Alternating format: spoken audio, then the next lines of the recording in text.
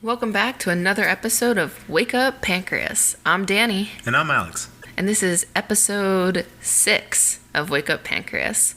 So first off, happy Easter to our fabulous audience. We hope you had a great Easter weekend. And if you had spring break this past week like we did, we hope you had a fun time as a family, because our family has definitely been on some adventures this past week. So before we get started, just a quick disclaimer. If you have any kids with you while you listen to this, please pause, because we are going to be talking about stuff that you do not want them to hear. So I will give you a quick second to pause now. All right, so now that you've had a chance to get all the little ones out of the room while you listen to this, or out of the car and maybe not listen to it while they're there, we're going to talk about Easter shopping and Christmas shopping. So, as we all know, we are the fabulous Easter Bunny and maybe the magical elf. Yes. It is so difficult when you have a child with type 1 diabetes and you need to buy them Easter candy and you need to buy them Christmas candy. And I don't want to just say candy, but like stocking stuffers or Easter basket stuff. Because what do you see at the store, Alex? A bunch of candy. Candy. Everywhere, every aisle, candy, toy with candy in it. Everything is candy. And it is so frustrating. I remember the first, she was diagnosed in November. So it was either her first Christmas or her first Easter, and probably both, to be honest, that I just stood there and I just stared at the aisle of Walmart and said, what the hell do I buy? Yes, what do we buy? How much candy can she have? That was the question. I mean, our whole philosophy is, hey, no restriction other than what we would typically restrict a child. But let's be honest, parents out there, we totally are restricting in the back of our minds. Yes, we are. What can we buy that doesn't have as much carbs but comes off as a treat and candy so she does not realize it? Yes, lettuce. We're going to buy a bunch of lettuce. We're going to chocolate cover that so it looks like a treat? No. Maybe smother in really sweet dressing. No, it has been, it's difficult. And I feel like every time a holiday comes around, it's the same thing. We just stand there and look and say, what the heck do we buy? And for example, have you looked at any of the candy this past? I have. Let's say the little eggs, chocolate eggs? Oh, the Cadbury eggs? Cadbury eggs, yes. So they're 24 carbs by themselves. And that's just the regular eggs. If you take the caramel ones, they're 22 carbs. So you can imagine that I can't just go, hey, you know what, maybe just take a little bite and save the rest for later, because that'd be restricting way too much. It's not fair, because her brother's over there stuffing his face as much as he can. And so we treat her ahead of schedule. I'm going to tell you the truth, we treat her ahead of schedule. So we give her those 24 carbs, sometimes maybe 40 carbs, because she's going to have 2 eggs, right, ahead of schedule. And make sure that she drinks a lot of water at the same time. We're not going to monitor if she drinks a lot of water, because we're hoping that the sugar doesn't spike up as much as we think. But the reality is it just spikes up. How high do you think it spikes and how fast? I'm not sure, but I can tell you that she goes 200s. Spikes up 200s, and then you can see it start coming down. And we're trying to... She's almost surfing at this point, right? Can you explain what you mean by surfing? Well, she's going up and down, and she's trying to level out. Obviously, our goal is 100, right? So she's going up, and then she's coming back down to that maybe 120. Okay, so when we say surfing, we're talking about our Dexcom reading, and we can see the waves going up and down, just like a surfboard on waves. Get it? Surfing. But no, it is definitely not fun trying to pick out Easter basket stuffers. So the way I approached it this year was I was like, let me see what toys I can buy. So it becomes a more expensive trip than it typically would for typical families. Yes. And I'm not buying like expensive stuff. I'm buying like the $3 jump rope and maybe like a Lego egg that might be $2. But when you buy several of them, it adds up. I mean, a bag of candy, yes. Inflation, we all know. But like a bag of candy, we could say is like $4. Well, I'm buying all these little like stuffers that just make it more expensive. And she has to say, she's like, how'd they know I wanted a jump rope? Whoa, I got a Lego. How'd they know I wanted a Lego? I was like, I don't know, but I'm so happy you did. You really, really liked it.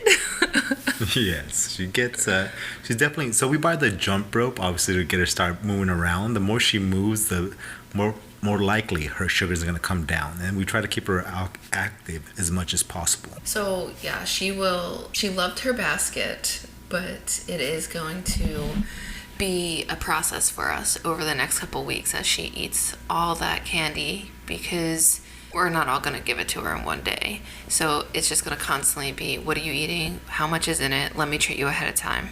If you eat your dinner, you can have this for dessert, and vice versa. Just way she's enjoying it, but we're also trying to maintain her sugars in a healthy environment. Yeah, definitely. Do you want to talk to them about our vacation over this past week? So it was spring break, and we went to the coast of Oregon. Yes, we did. We traveled. It was about 4 hours away. We made a bunch of stops along the way. By the way, we brought our dogs along with us, so that was an interesting experience. It made the trip definitely memorable, right?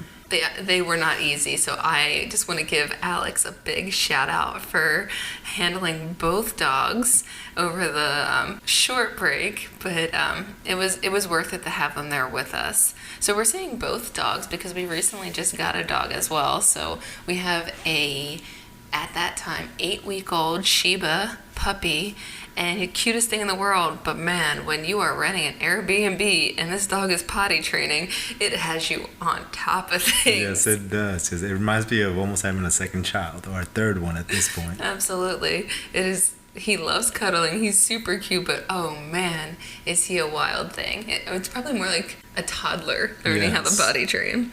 But it made the trip adventurous, I'd say the least. But one of the things we noticed while we were there is that Marcel's sugar was high. Like, I'm talking 300s. She went to sleep and she's in the 270s, and she was just not coming down. We haven't had to deal with a lot of sick days. We were lucky. I mean, COVID might have came asymptomatically, so we didn't have symptoms, I'm guessing, because I don't know how we would have escaped it as a family of 4. But we haven't had a lot of sick days since she was diagnosed. We've been lucky. Yeah. Yes. She was diagnosed in November of 2020, so the prime time of COVID.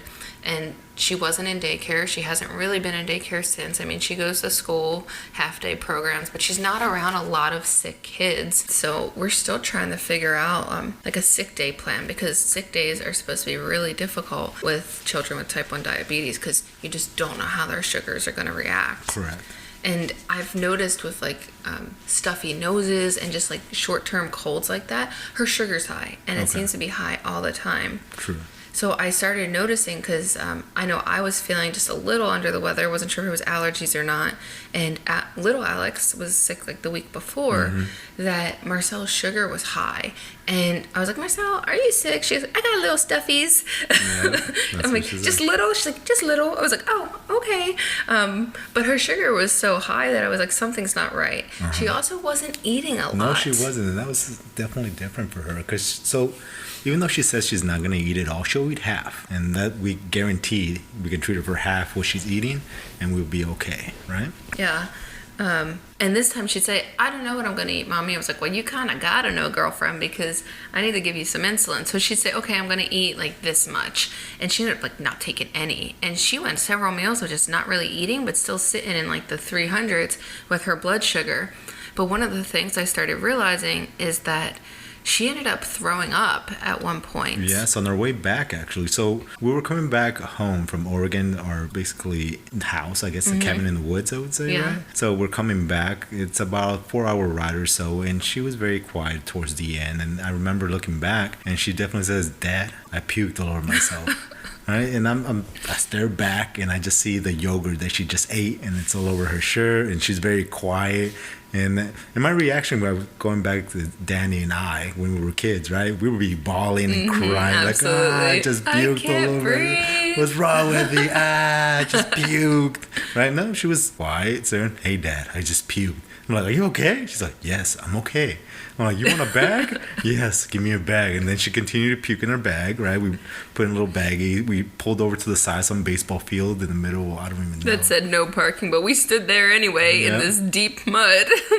right? Cleaned her up as much as we could, right? And then asked her, "Are you feeling okay?" Right? She's like, "Yeah, I'm okay." But during that time, so when she has these episodes of high sugars, is when you're supposed to check ketones. So we check blood ketones. You can check urine ketones, but we did not bring the ketone reader on the trip. We forgot the ketone reader. I brought her insulin. I brought extras of everything, every device, extras. Did not bring the ketone reader. And I thought to myself before she had thrown up, I was like, she's been high for a bit. I really need to check her ketones. Crap, I don't have it. I was like, does her breath smell like alcohol? No. Okay, I think she's okay. She's not throwing up. Then she threw up in the car. Yes. And I was like, crap. I was like, we don't have her ketone reader. We're on our way home. Like, make sure she's drinking water. And then she felt fine. Her sugars were normal after she threw up. Yes. And they've been normal since the past couple of days. And she's eating again. So I never ended up having to check her ketones. But it was scary because I was like, crap. The only way we're going to know that she's in DKA is that she is vomiting and she's out of it. And we're going to have to take her to a hospital. So it's those little things that it's like we have to remember when we go on vacations because it really could be life altering. Can you kind of give us what is the ketone reader used for? Absolutely. Thank you for the question, Alex. So, ketones are produced in your blood and urine when your body starts breaking down fats. So, a lot of times we'll hear about the keto diet, and it's similar in that the keto diet, you try to burn more fat by not taking in carbohydrates. But with diabetes, you have so much sugar on board, but without insulin, that sugar cannot get into the cells and be used. And when it goes into the cells, that's when our glucose looks low because it's all inside the cells where can't be measured. But when the sugar cannot get inside those cells because there's no insulin, then your body starts breaking down fat to use, thinking there's no sugar on board when there really is. So a byproduct of that is ketones. So we measure ketones. And we check blood ketones now, but urine ketones is like a color strip. And based on the color says she might have trace amounts, she might have moderate, but we check blood ketones and it's just like checking her blood sugar, which you poke her finger, we use the same lancet, but it's a different device and it reads her numbers.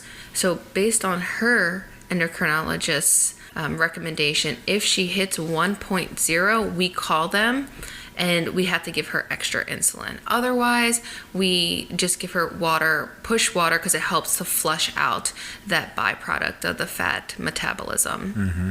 So that's what ketones are. So if they're high, you can also smell like someone had been drinking alcohol. They have fruity breath because they're blowing off, is what we would call it in nursing world. They're blowing off that the ketone acid. Would you say that some of these signs can show up as they're drunk, especially if you're an adult? Oh, absolutely. There have been cases where adults have been pulled over and police officers, thank you, Alex. Police officers will actually think that the person is intoxicated and will try to arrest them. And in fact, they are a type 1 diabetic and they are in DKA and you just can't think straight at that point. Like you can go into a coma. Correct. There's so much to think about. And us as parents, obviously, we make mistakes and thank God nothing happened. Absolutely. But at the same time, we were thinking those straight off the back. It was like, how far away is the hospital or the nearest hospital? We're in the middle of Oregon, so we got to figure that out. Is she okay? And I just actually saw a tweet recently, and it shows a picture of a duck, and the analogy is a duck, how calmly it swims in the water. At least we can see on the surface, right? And in the bottom, its little legs are pedaling for dear life. That is so true. I think it's safe to say that's how we feel. Like I don't think we necessarily have to say it to each other, but we know deep down, like crap. How come we don't have what we need? What if something goes wrong? I hope nothing goes wrong. She's not eating. She's vomiting. Oh my goodness! Like what is happening? But on the outside, we're like, hey, no worries. Like she is talking, she is breathing, correct. And she is smiling. There is nothing going on here. That is correct.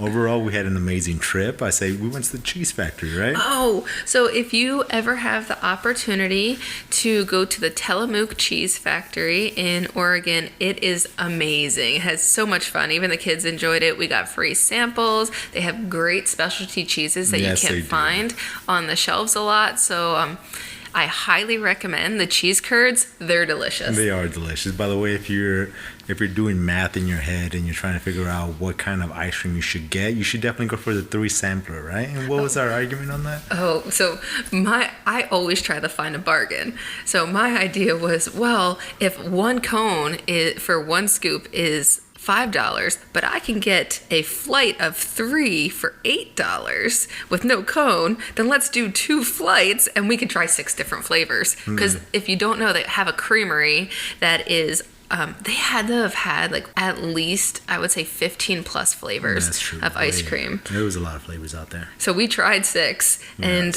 we treated her beforehand. Yes, we did. The line was long, so I'm like, okay, 1 scoop of vanilla is about 30 carbs. Let's take a guesstimate how much she'll eat, and 45. Let's go. 45 carbs it is. So we had it on board like 15, 20 minutes early, so it worked for us. All right, well, that was our trip. We hope you had a great Easter, and thanks for tuning in to another episode of Wake Up Pancreas. See you next week.